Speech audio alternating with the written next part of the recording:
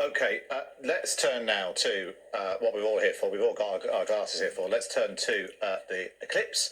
It was back in 1999 when a Labour Prime Minister was just back from his holidays and dealing with policy rows and the fallout of a cabinet reshuffle.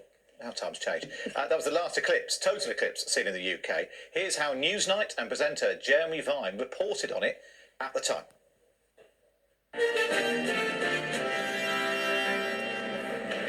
Good evening. We are, as one observer put it, merely inhabitants of a piece of rotating rock that is lit by a single light source, and today's events made that humblingly clear. The eclipse did offer a valuable opportunity to study that light source, and Newsnight can reveal early results that show the sun is getting brighter. We'll discuss the implications with one of the scientists involved. And now, leaping through the sky like a tiger, Sir Brian May. While he did once play in a band called Queen, he's probably better known as the author of Astrophysics Text, a survey of radial velocities in the zodiacal dust cloud. He joined us live from his hotel next to an observatory in eastern Spain. Apparently it's one of the best places for viewing tomorrow's eclipse. Brian, thank you for joining us tonight. It's always travelling at the speed of light as the sun goes. So why is the sun going in so exciting? I had a go at Freddie about that, really, because I said, Freddie, nobody can travel at the speed of light. He went, I know, Danny, I really don't care. So that's that. Why am I here? Because, really for fun. You know, I'm here because I like to explore both sides of my psyche, I suppose. I always wanted to be an artist and a scientist. I kind of fought my way to that all my life. And this is a great example of me being able to do that. I love it for its art, I love it for the spectacle, I love it for the science. And it's a kind of life-changing experience to see a total eclipse of the sun every time. And you're not a newcomer to this. You experienced your first one in Mexico in the early 90s? That's right. I kind of became an eclipse chaser for a while. I think I saw about 50% of the eclipses that I attended, because obviously you're at the mercy of the weather, and very often you come a long way and spend a lot of time and you're very disappointed. Hopefully we'll be okay tomorrow. But as with all these things, part of the joy is the people you meet that you relate to, and that's a big plus here. You know, I was invited to this wonderful observatory by some old friends of mine, and I feel just very blessed to be able to be here and have this wonderful view, because we're on top of a mountain. That's the place to be, because this particular eclipse is very low in the sky, so you need to have a very good horizon. This is the perfect place. It's a kind of gift from God, really, right in the middle of the line of totality, as it's called, so you actually see the sun obscured completely by the moon. That's when the magic happens. And so we know where you're going to be watching it. How will you be watching it, Brian, to make sure you keep safe? I keep it very simple. In the old days, I used to get lots of cameras sorted out and try and capture something special. These days, I just want to be there, because everyone else is going to take better pictures than me anyway. There's a lot of very skillful people around. And, you know, this is only 1 minute 40 seconds or so. And if you're fiddling around with the bits of equipment, you're going to miss it. And you're going to go, oh, damn it, you know, it happened. I didn't really pay attention. So this time I'm going to be there. I've got my iPhone, which I'll probably put on a stick somewhere. But basically, I just want to use my eyes, my ears, every sense to absorb what I'm really taking part in. And, you know, it's a unique experience because you feel that you know where you are in space. It's the only time that happens. You're looking in towards the centre of our solar system, the sun, and you can never do this any other time. You can see the little family of planets around it, see the odd star around you. Suddenly you realise you're on this ball of rock, and it kind of feels like you could fall off. It's an amazing feeling. So now, some of us here have got hold of glasses, Brian, but not all of us. Lara, what do you want to ask Brian?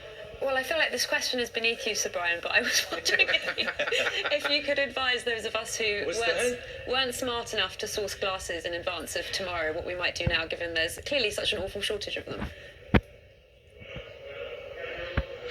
Oh, the eclipse glasses, yeah, you know, you have to be really careful. I've got to say this.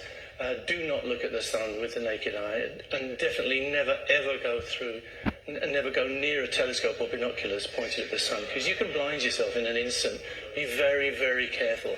So unless you have proper equipment designed for viewing total eclipses, solar eclipses, don't do it. The best thing, my advice is always put a little pinhole in a piece of cardboard and get a white sheet of paper, and you can project an image of the sun onto that white piece of paper and watch the eclipse happening projected. It's the safest way to do it. Absolutely the best. That's what I recommend. And it's fun. We'll only see the partial phases in England, which is why I came over here.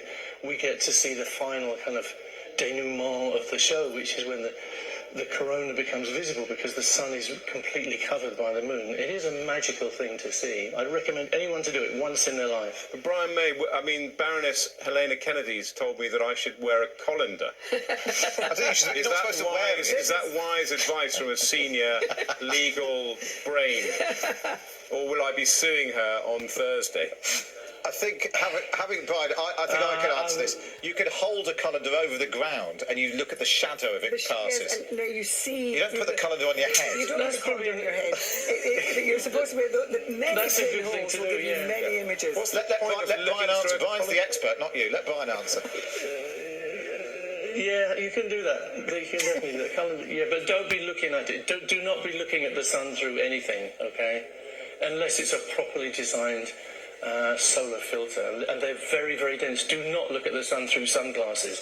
It won't help you. You'll still go blind. What about okay? these eclipse glasses that are for sale? Yes. What about the ones that Matt's got? Yeah, are they that'll do safe? it. They're all right. Okay. That should be safe. Yeah, you can check it. You check it that it's safe by looking at a bright inside light, and if you can just see the filament, if you can just see a little bit, then it's about the right. I can't see anything the right with these. amount That's of good. attenuation of the light. Brian, when you're talking So that's about good this, news. You're going to be safe. Brian, when you're talking about this, you sound quite moved by it all. It's a almost spiritual thing I love what you're it. going to experience. There's definitely a spiritual side to it. Yeah, you become aware of your relationship with the universe, which is a precious thing, especially in these times where everything seems to be going wrong. The way I see it, we seem to have lost empathy, seem to have lost kindness, we seem to have lost our relationship to the planet and to the other animals on it. This is a large part of my life, as you probably know, campaigning for animals. But we treat animals badly, but we treat each other incredibly badly too. To me, it's appalling. And to me, I'm escaping today. I'm away from the world of politics and stuff, and I'm here just enjoying this kind of harmony with the universe. This is a harmony sign right here, and that's what I look for in my life, I guess. Life is short. You've got to enjoy it, and you've got to be connected.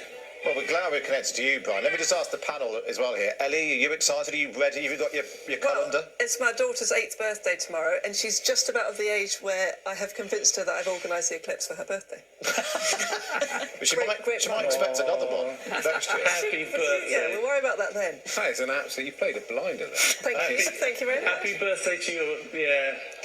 Well, that's even better. Birthday getting night. strange. Oh, yes. Oh, my goodness.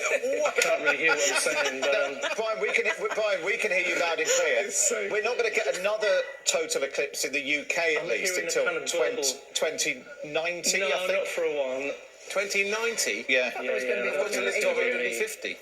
I thought there was going to be one next year. Well, you've got to travel. Actually, they're not that rare. You can see one every couple of years in some part of the world if you can be bothered to travel. So I say do it. Where's the next one, Brian? I will be taking my family to the south of Spain next year, and it's a similar eclipse. It's a longer eclipse. It'll be about 4 minutes instead of this 1.5 that we have here. Get in. And I'm going to take my kids and my grandchildren and try and make a real party of it. And for the young ones, it's great. It's a great way to introduce them to where we are in the universe, which I think they need to know. Brian, we'll let you go and prepare yourself. Thank you so much for joining us tonight and getting us all properly excited about what's going to happen tomorrow. It's a pleasure. Let me just say one more time, be safe and make sure your kids are safe, okay? Absolutely right. Sir Brian May, thank you so much for joining us on Newsnight tonight. What a way to round off the programme. Now, tomorrow, you'll be able to see full coverage of the eclipse if you want to stay indoors and watch it. There's a special programme on the BBC News channel from 5 o'clock. At least you can watch it safely if you're indoors. And you can catch it on the news channel and on BBC iPlayer. I think we've got time to have a look at the papers. Oh, no, we're not.